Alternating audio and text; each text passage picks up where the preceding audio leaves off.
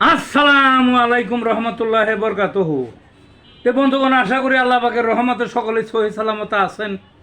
তে কবি Gazi Akkas Ali YouTube channel 017140885009 এর পক্ষ থেকে আপনাদের সকলের প্রতি রইল একান্ত আন্তরিক শুভেচ্ছা ভালোবাসা।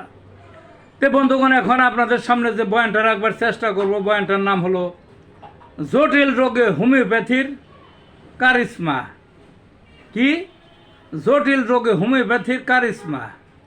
মানব দেহে জটিল জটিল রোগ তো অনেক আছে, কিন্তু কিছু কিছু রোগ সচরাচর দেখা যায় অসংখ্য মানুষের।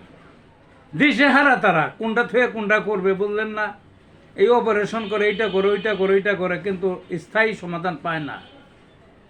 তো যা হোক, এই জটিল রোগের মধ্যে একটা অসুখের কথা এই ভিডিওতে আমি বলবো, সেটা হলো পাইলস বা অর্শ রোগ। পাইলস সেটা হলো ওই যে ওই গুদ্দতারে পায়খানার রাস্তায় হয় মানুষের।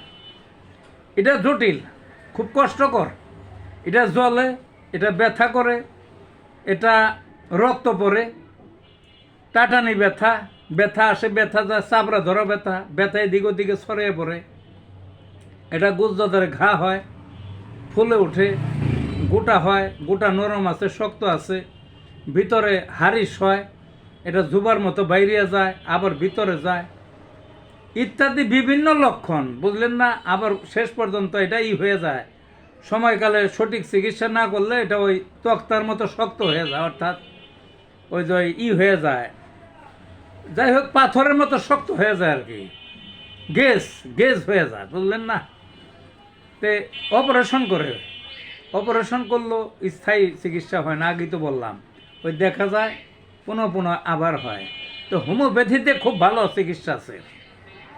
এই যত লক্ষণই থাক, লক্ষণ ভিত্তিক বিভিন্ন ওষুধ আছে এবং সহজেই সারে। তো অনুরোধ করবো আপনাদের, আমার কাছে আসেন। আমি ঢাকার শ্যামলী বা অন্য যে কোনো জায়গায় বিজ্ঞ হোমিওপ্যাথির আশ্রয় নেন, দেখবেন যে সহজেই সারবে এবং আর দ্বিতীয়বার হবে না। ভালো থাকুন বন্ধুগণ।